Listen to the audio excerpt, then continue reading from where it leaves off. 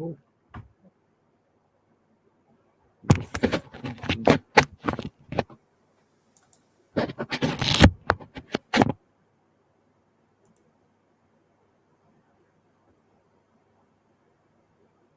How you going? G'day. I hope you're well. I was just watching the surf and then caught me off guard. Damn. Oh. Hope everyone's doing well. Yeah, I'll just Nexus. G'day, Nexus. How you going, mate? Yeah, I'm going to put up a link invite just in case anyone wants to come up before I get started. There you go. He's a nice fella, that fella. So I need, this week, we're going to talk about some, not really much to do with research and stuff like that. Actually, it's been a bit of a slow week, to be honest. So if you've got any questions, it'd be good. I've got some thumb things to show. I don't want to bore you like last week again. I don't think that was really liked with showing you my slides, forcing you to sort of look what you wanted to look at. So, yeah, I'm going to show you a few things. Probably won't be here long today.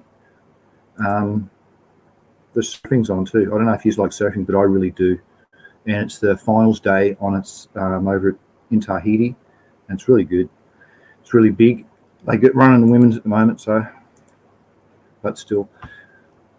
All right. I'm going to share slides. So the things is microbes is today. Why wasn't that template up there? There are a few cool things with microbes that I found interesting that I was going to talk about. So here I'll start to share screen, entire screen. Now this one. These are the things. So it's not many. And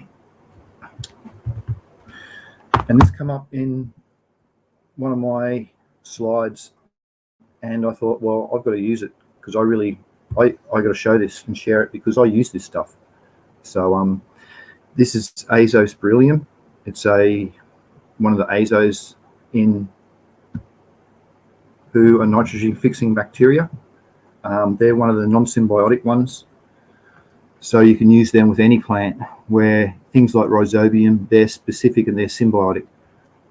So, but one interesting thing I found with this is you've got to have an oxygen electron donor and electron acceptor for the microbes to operate. And this one, it uses nitrogen. And I thought, well, right, well, if it uses nitrogen, and we're going through it a bit more in detail, that's what it uses for its metabolism. So it's not going to deposit anything. It's only going to mineralize it. So no, it's only going to immobilize it. So when it dies, it'll have heaps of it inside of it. So yeah, that's an interesting thing. But the extra bonus was the acquired systemic resistance up here. Induced systemic resistance. Sorry, it's good smoking early, isn't it? And what that does, that primes the plant. So it acts with these three hormones, jasmonic acid, ethylene, and salicylic acid, and that gives it a priming of the PR gene, the pathogenic resistance gene. There it is, pathogenic resistance protein, which means it gets it ready for any problems. So if any abiotic or biotic stresses comes in, bang, it can act pretty fast, and it's already primed. That's meaning. So I was pretty happy with that. So I thought, oh, I better share this information with you guys, just because it's pretty cool. All right, next thing, because it helps with other things too. Oh, I'm not going to read them actually. I don't think you use them much. Let me know if you're interested. This is another thing to do with microbes. This is shows that the seeds inherited the endophytes, and this was the test to see if it worked. Really, there it is, and it did. He's found that the endophytes did transmit through in the progeny, and you can do that by using organics or beneficials in when you're producing seeds, and that's what I do. And I test mine too, and you can test them by getting the cut stem and you put it in high humidity to replicate the conditions that they like and see what happens. And I've tested mine, and mine are really favorable with the Rhizophagus irregularis. They keep that coming, that keeps shining through, and I've done it a few times. It looks pretty cool. All right, next one. Rhizonthrone, types of cannabinoids. I like this because this tells you where they actually come from. So they come from plants, as we know, with the phytocannabinoids. They're the ones that we know it's produced because you're into it. The endos come from in our bodies, so our body produces them too in little amounts, and that's the names of them. And then there's also this new variety of the synthetic ones, and that's the ones that's been getting banned. It's in 2 US states, the Oregon and there's another one the other day. That one got banned as well for synthetics, so they're not allowed to use the synthetics because they're not natural. Jesus Christ. Because cannabinoids act like, oh yeah, here you go.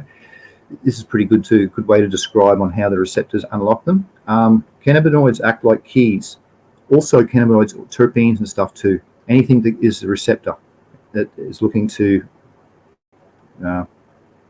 any molecule that is used for medicine that is going to be a receptor. This is the easy pronunciation of it. So they act like keys within the endocannabinoid system, while CB1 and CB2 receptors act like locks.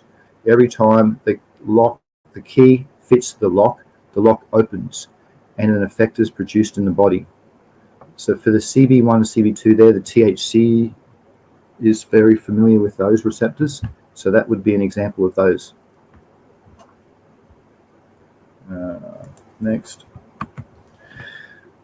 Oh yeah, this is pretty snazzy. This is a bit of a detailed one like the other day, but this is on the brain this time. And it does show the difference, like the last one, between the men and the women on the endocannabinoid system. Here, I'll just read from what's a bit written in front of me. The second image. There's no second image. Uh-oh.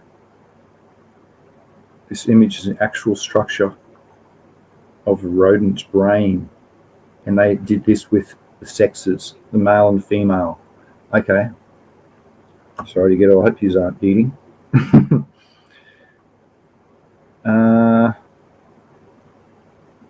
No problem. And it just goes to show that if there's no outcome here.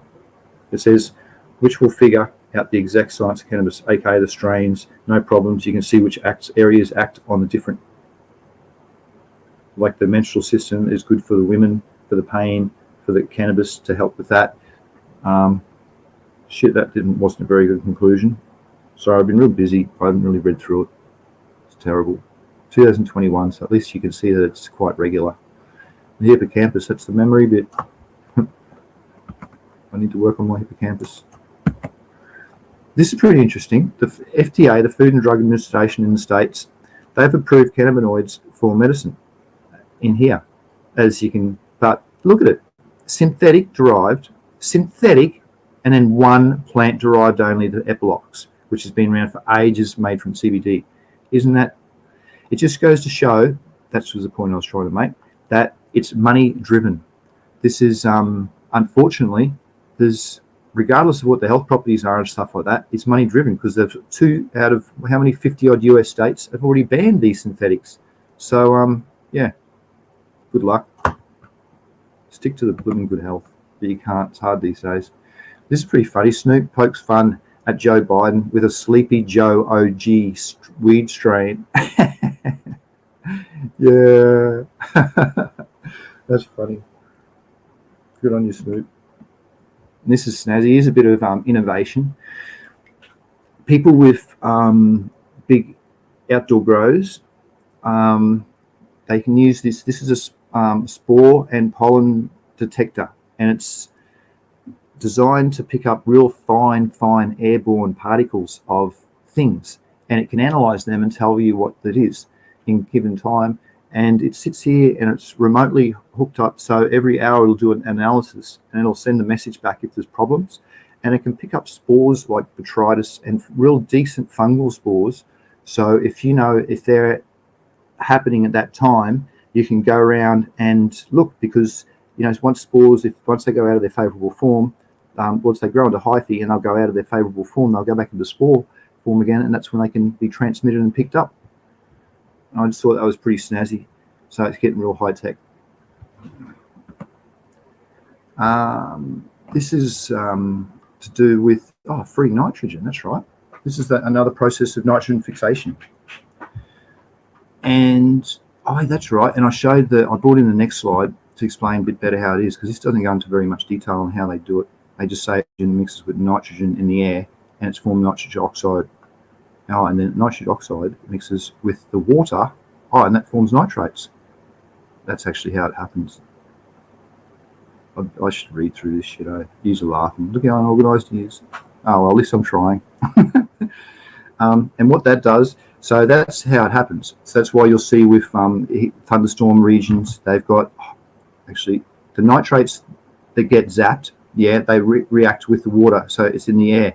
So that'll be in the air. So there's heaps of nitrates that are formed around thunderstorms. So you'll see there's a big, if you look on a radar, there'll be a big pattern around thunderstorms, which will indicate all the nitrates being released. If you pull up that spectrum, there's one that you can pull up the nitric oxides and the sodium to see the greenhouse gases, and then that's which it's going to react with the water to form these nitrates. So it's pretty cool. Free nitrogen, because assimilates nitrate, NO3, and NH4, ammonium. They're the only two that it can readily uptake. All the other things it's got to break down first. So anyway, and I like this bit. So thunderstorms, see how that's the speed they go at, 0.43 meters per second, which equals 3 seconds per speed of light. So the speed of sound. Speed of sound is about 1,000. So that's a third of that. So if you count 3 seconds after you see a lightning strike, that's equal to 1 kilometre away from that, because they see the speed of sound travels at, actually it might even say it under it, travels approximately 1 kilometre in 3 seconds. I've done that. Anyway, that's what it says. Good-o. And the next thing, this was in my class a while ago, and it was just how it actually forms. And I thought I thought that last slide didn't go into the detail, so I put this in. I don't like reading much, as you can see. Nitrogen, this is just this process. Well, like it just said then, the nitrogen mixes with the oxygen. That reacts with the water down here, and that forms the nitrate. And this is the last one. So this was I just thought cool, because what picked me up was the green tinge, and that's eutrophication of the additions of nitrogen and phosphorus fertilizers being administered into here somehow, leached in, and that's what's formed. They didn't mention anything on it. All they mentioned in the article was 2 months ago, federal officers took the unprecedented step of telling the several states that depend on Colorado River water to prepare for emergency cuts next year to prevent reservoirs from dropping dangerously low. But if it was, I'd be more so interested in the state of the river. That's very green tinge there, and if that covers across, that's going to cut out all the oxygen for everything underneath it, and it kills the river. But it wasn't even brought into it, because I did read into it, and it was, so if you're in that region, Jesus, I'd be more worried about that than the water levels. So that'll stuff it for ages, and you can't, you have to go and filter it out. Stuff. That's it. So that's the things I tried to cover. AZOs, beneficials, ECS. Now the Q&A, see if anyone's arrived. All right, stop sharing. Oh, Mr. Nexus is there. Hello, Mr. Nexus. G'day, mate. How you doing? Dr. Nexus, sorry. I'm just going to scroll up here. G'day, Jeff. And Jeff. CSL RC Loan. Hello. there any questions? No CSL. questions. Oh well. We're not going to stay here for long then, because that's about all I've got to say. I've got not much to share this week. So, how are you, Nexus? You good, mate? You looking all right? I'm well. I can actually say I'm well today. Oh. Well, they found that they were treating me for a viral infection and it was a bacterial infection, so now I'm on the right stuff, on the mend. Sweet. Yeah. Bacterial infection. Oh yeah, on the way to improving your gut microbes. Actually, here's something interesting for you. There's I've got this Spirulina. What's the strain called? Azospirillum. Yep. Potensis is the strain, and genus, and it's really good for plants. It acts as a precursor. One of the precursors to auxin is tryptophan, and it turns out if you have a look at the numbers from what's the organic element high in tryptophan, this spirulina turns out that it's the highest. So that's what it's going to do. It's going to act as a precursor. So you want to use the plant to work for itself. You don't want to baby it, and that's when it can't defend itself. It just sits down like a chicken in a battery cage. It'll just fall over if you put it out in the open. You want it to be strong and stern, so it's going to defend itself. So by doing it this way, I'm not spoon feeding it with hormones. I'm getting the plant to just work for itself, giving it its precursor, so I can switch it on real fast. Yeah. Very cool.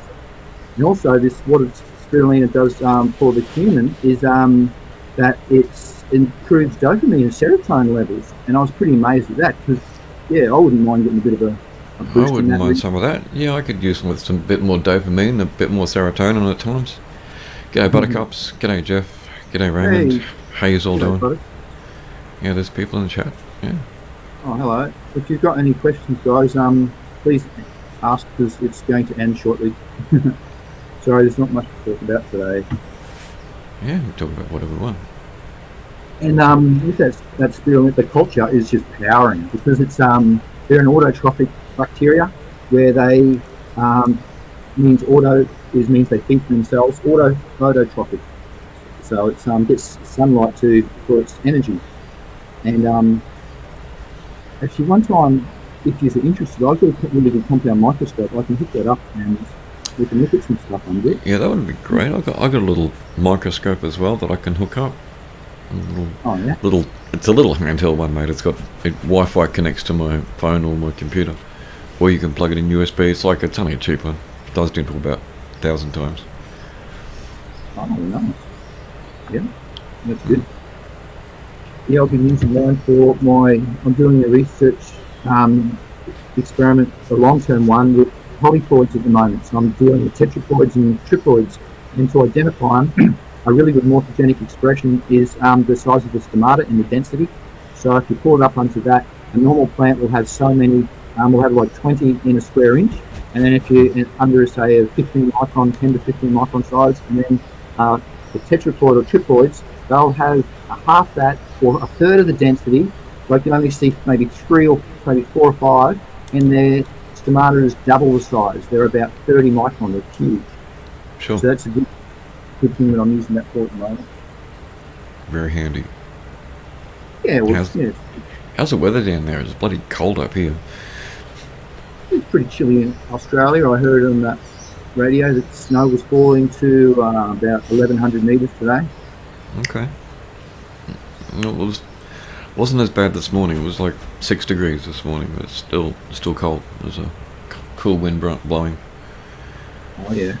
There's a strong change coming through from the bite at the moment, which is going to produce some pretty decent snow and for low level areas, and therefore it's going to increase the winds and make it really uncomfortable and shit for a period there early next week. So you might feel that probably it's supposed to come through bottom of Australia in a few days, so it might be mid Australia by Wednesday, Thursday. Yeah, well, spring's really close, so. Yep. Cool. Well, I'm looking at the moon phase on the calendar. It's got like half a moon phase to go thereabouts. Cold down there? Yeah, mate, we got -2 here, and we don't see -2 often in Queensland. There was actually frost on the ground, and that's just, I haven't seen that for many, many years. Wow. Yeah, like this climate change thing is real. Yeah. Oh yeah. Yep. Throwing lots of money at it's not going to do anything about it, but still. Yeah. The globalists have got to use some excuse, haven't they? Yeah, Jeff, if you're down south, mate, it's going to be cold. Mate, there's not a cloud in the sky up here. But it's bloody, cool, windy. Lovely weather. All right, well, I'm going to say, I reckon, goodbye and end it today. Bit of an early one. I wonder if I should change the time slot even. I wonder if that might help. I'm not sure. I'm not really getting much feedback. We're stoners. We're stoners. We probably don't get up too early. Yeah.